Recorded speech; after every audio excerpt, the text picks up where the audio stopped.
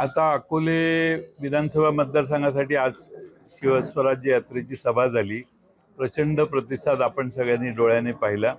बहुतेक सगळ्या मतदारसंघामध्ये जिथं आम्ही लढण्याची शक्यता आहे त्यातले काही मतदारसंघ आम्ही जाऊ शकलो नाही वेळेअभावी, पण सर्व ठिकाणी अतिशय उत्तम प्रतिसाद आहे। केंद्रातले मंत्री देखील आता राज्यामध्ये अनेक दौरे करताना दिसतात। अमित शहाचा दौरा झाला, त्यांनी त्याच्यावर म्हटलंय की राष्ट्रवादी असेल किंवा पवार असतील किंवा ठाकरेंचा पक्ष असतील, यांच्या जे नाराज कार्यकर्ते आहेत किंवा बूथ लेवलचे कार्यकर्ते आहेत यांना फोडा, यांना जवळ घ्या, पक्षाच्या मुळावरती घाला घाला। असं आहे की भारतीय जनता पक्ष हा बूथ 50 प्रमुखापर्यंत पोहोचलेला पक्ष आहे असं आम्ही ऐकत होतो, पण लोकसभेला सगळे पन्ने वादळामध्ये उडून गेले। त्यामुळे महाराष्ट्रामध्ये सामान्य माणसांनी निर्णय घेतलेला आहे की महाराष्ट्रातनं भारतीय जनता पक्ष आणि महाराष्ट्रातले हे युतीचं सरकार हे काढण्याचं, त्यांना सत्तेतून उतरवण्याचं काम करायचं हा निर्धार सामान्य जनतेने केलेला आहे। त्यामुळं काहीही केलं तरी जनता निवडणूक हातात घेते हे आम्ही मागच्या निवडणुकीत बघितलेलं आहे, आणि जनतेने एकदा निवडणूक हातात घेतली की चमत्कार होतात। त्यामुळे ह्या सगळ्या सिस्टीम्स कुठल्याही वर्क करत नाही।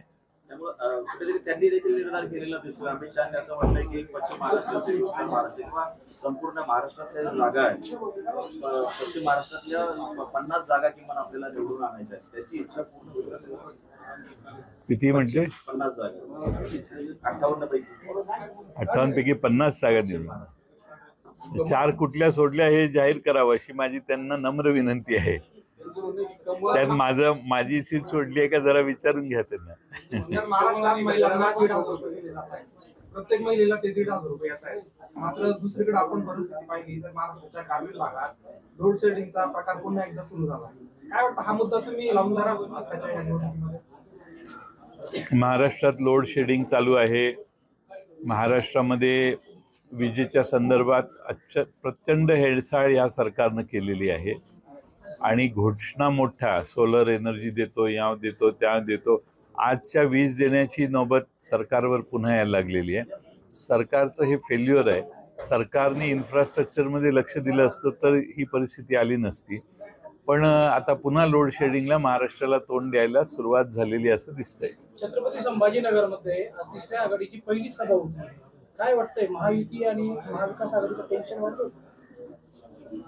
नाही, महाविकास आघाडीकडून मतं बाजूला नेण्याचे अनेकांचे प्रयत्न चालू आहेत। महाविकास आघाडीच्या मतात वाटा कसा बाजूला काढता येईल असा प्रयत्न चालू आहे, आणि माझी तिसऱ्या आघाडीतल्या सगळ्यांनाच विनंती आहे की महाराष्ट्रामध्ये शाहू फुले आंबेडकरांचं सरकार विचारांचं सरकार आणण्यासाठी आपण सगळ्यांनी एक व्हायला पाहिजे।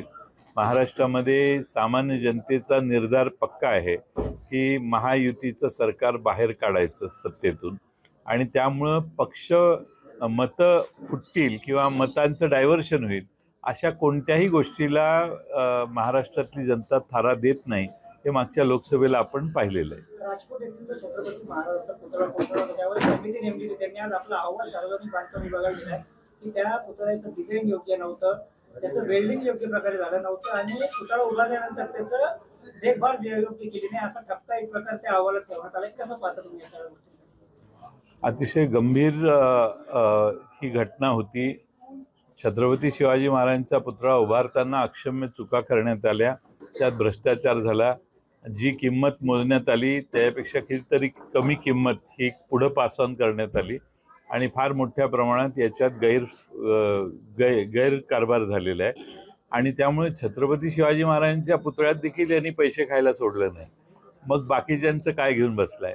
त्यामुळं भ्रष्ट राजवटीच्याकडून काही फार आमच्या अपेक्षा नाही आहेत। आता त्यांनी 20 कोटी रुपये देऊन पुन्हा पुतळा उभा करण्याचं घोषणा केलेली आहे की 20 कोटी रुपये पुतळा उभा करायला 20 कोटी लागतात का?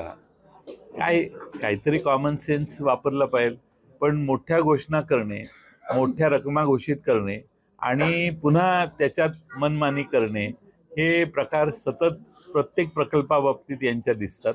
आज छत्रपती शिवाजी महाराजांचा पुतळा व्यवस्थित त्या ठिकाणी उभा करायला तिथल्या वाऱ्याचा वेग, तिथल्या पावसाचं पडणारं प्रमाण, तिथल्या समुद्रकाठाला येणारे लाटा, तिथं समुद्राच्या काठालाच आहे तो किल्ला, या सगळ्यांचा आणि तिथल्या नैसर्गिक परिस्थितीचा विचार करायला थोडासा स्टडी करायला वेळ पाहिजे, संशोधन केलं पाहिजे आणि त्यानंतर त्या पुतळ्याच्या योग्य प्रमाणे स्ट्रक्चर उभं करण्यासाठी डिझायनिंग केलं पाहिजे. पुतळ्यात सहजासहजी गडबडीत निवडणुकांकडे तोंड बघून निवडणुका आहेत म्हणून गडबडीत घोषणा करून उभा करू नका, नाही तर पुन्हा काहीतरी घोटाळा होईल. त्यामुळे जरा शांतपणे सरकारने घाबरून जाऊ नये, कारण सरकारची ही अक्षम्य चूक महाराष्ट्र मान्यच करणार नाही. पण पुतळा उभा करताना आता पुन्हा तीच चूक करण्याचा प्रयत्न होऊ नये. शिवस्वराज्य यात्रेच्या निमित्ताने आज अकोल्यामध्ये आपण येत आहे. अमित भांगरेंच्या स्वरूपाने आजची सभा होती आणि काल सिल्वर ओक पिचड पिता पुत्र हे त्यांची शरद पवारांची झालेली भेट, यावर आपण कसं पाहता, हा पहिला प्रश्न. आणि दुसरा, जे आपल्या राष्ट्रवादी पक्षाला सोडून भाजपमध्ये गेले, या अशा लोकांना आपण परत राष्ट्रवादीमध्ये घेणार का? असं आहे की पवार साहेबांना सर्व पक्षातली मान्यवर नेते भेटत असतात, बोलत असतात. पिचड साहेबांनी तर पवार साहेबांच्या नेतृत्वाखाली अनेक वर्ष काम केलेलं आहे, त्यामुळे ते त्या ठिकाणी भेटायला गेले असतील. काय कारण आहे किंवा कोणता उद्देश आहे हे आम्हाला कोणाला माहीत नाही. त्यामुळे त्यांनी घेतलेली भेट आहे. अनेक लोक भेटायला जातात, त्यामुळं त्याविषयी मी भाष्य करणं मला माहीत नाही, काय चर्चा कशाबद्दल झालेली आहे, त्यामुळे त्यावर मी बोलणं योग्य नाही. आता दुसरा प्रश्न काय होता? पहिला प्रश्न तो अमित भांगरेंसाठी आज इथं सिल्वर ओक झालेली आणि भविष्यामध्ये भाजप पक्षामध्ये गेलेले जे काही आमदार आहेत, तुम्ही त्यांना गद्दार म्हणून बघता, त्यांना परत पक्षामध्ये घेणार? दोन फरक आहेत. एक म्हणजे आमच्या पक्षात पवार साहेबांच्या आशीर्वादाने जे निवडून आले आणि ज्यांनी पक्ष सोडला ते गद्दार. यापूर्वी दुसऱ्या कुठल्या पक्षात जर कोणी गेलं असेल आणि त्याचं मतपरिवर्तन झालं असेल किंवा त्याला येऊन आमच्या पक्षात यायचं असेल तर ती गद्दार नाही. त्यांना आलेला तिकडचा अनुभव लक्षात घेऊन त्यांना पुन्हा वाटतं, अनेक कार्यकर्त्यांना वाटतं की आपण पवारसाहेबांच्याच पक्षात जायला पाहिजे होतं, पवारसाहेबच योग्य नेते आहेत. त्यामुळं असे काही लोक परत येण्याच्या असे म्हणजे इतर लोक काही, मी मगाशी भाषणात एक उदाहरण सांगितलं, असे नाही, पिचड साहेबांनी परत येण्याची इच्छा व्यक्त केलेली नाही. त्यामुळे त्यांनी येण्याची इच्छा व्यक्त करायच्या आधी स्वागत करण्याचा मला काही अधिकार नाही. त्यामुळे इच्छा व्यक्त केल्यावर पवारसाहेब त्याच्या बाबतीत योग्य तो निर्णय त्यांच्या बाबतीत घेतील. बदलापूर प्रकरणातला जो आरोपी आहे अक्षय शिंदे याचा एन्काउंटर झाल्यानंतर जे आरटीआय कार्यकर्ते आहेत केतन किरोडकर यांनी एक गंभीर आरोप करत एक उच्च न्यायालयात याचिका दाखल केली, ज्याच्यात त्यांनी म्हटलं की शाळेची ट्रस्टी आणि तिथली जी सगळी व्यवस्था आहे ही मुलांची मानवी तस्करी वगैरे याच्यामध्ये सगळे सहभागी होते, पोर्नोग्राफी वगैरे असा प्रकार तिथे चालू होता, असा गंभीर आरोप करत त्यांनी याचिका दाखल केली. एन्काउंटर हे सगळं कुणाला वाचवण्यासाठी हे सगळं केलं नाही. खरं म्हणजे साधा विचार मी आपल्यासमोर ठेवतो की दोन पोलीस बाजूला आहेत, मी मध्ये आहे, समोर पोलीस आहे. त्याच्या खिशातली रिव्हॉल्वर, त्याच्या कमरेला लावलेली रिव्हॉल्वर मी काढून, माझ्या डोक्यावर बुरखा आहे तरी मी त्याची रिव्हॉल्वर काढली, लोड केली आणि फायर केली. ह्या घटनेला 2-3 मिनटं किंवा 20-25 सेकंद जाऊ शकतात. त्याच्यावर आता प्रश्नचिन्ह उभे राहिले, मी नाही केलेलं, कोर्टाने केलेलं आहे. कोर्टाने पोलिसांच्या या सगळ्या घटनेवर अनेक प्रश्न विचारलेले आहेत, त्यामुळं तो एक वेगळाच प्रश्न आहे. पण हे जी संस्था चालक आहेत किंवा पोलीस विभागाने दिरंगाई केली नोंद करायला FIR, या दोघांची चौकशी व्हायला पाहिजे. तो जो गुन्हेगार होता त्याने कदाचित या सगळ्या गोष्टींवर प्रकाश टाकला असता किंवा नाही मला माहीत नाही. त्यामुळं तो प्रकाश टाकायला सुरुवात केली असेल म्हणून काही आहे का, या सगळ्या गोष्टीचा विचार आता कोर्ट करेल. शिंदेंना तपासण्यासाठी जमीन मिळत नाहीये, त्यांच्या वकिलांचं म्हणणं आहे की उद्या जर पूर्ण मृतदेह उकळायची वेळ आली, काही पुरावे शोधण्याची गरज आली तर ते होणार नाही, त्यामुळे दफन करण्यासाठी जागा मिळत नाही. काय मला लक्षात नाही. अक्षय शिंदेंना दफन करण्यासाठी जागा मिळत नाहीये, त्यांच्या वकिलाचं म्हणणं आहे की नंतर काही पुरावे जर शोधायचे असतील तर तो मृतदेह उकरावा लागेल, त्यामुळे दफन करण्यासाठी जागा मिळत. मला माहित नाही काय एक्झॅक्ट मॅटर साहेब, आहे अकोला तालुका आदिवासी आपण तालुका आपण मला काय आहे, मला सभा आहे पुढची ती शेगावला आहे, फार लांब आहे.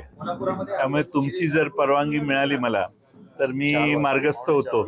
सर, अकोला तालुका आदिवासी म्हणून माझा एक शेवटचा प्रश्न. कोल्हापुरामध्ये- हा तालुका आरक्षित आहे आणि आरक्षित तालुका असल्यामुळे हा आमदार आदिवासी समाजाचा आहे. आदिवासी समाज आणि धनगर समाजावर आपली भूमिका काय? आरक्षणावर आपली भूमिका काय? धनगर समाज जे म्हणतोय आम्हाला एसटी मध्ये सहभागी केलं जावं, तर मग राष्ट्रवादीची काय भूमिका? नाही, आता त्यांनी सरकारकडे मागण्या केलेल्या आहेत. सरकारने त्याविषयी विचार करायचं ठरवलेलं आहे. सरकार त्यांच्याशी बोललेलं आहे. सरकारकडे निर्णय घेण्याची आता अधिकार आहे.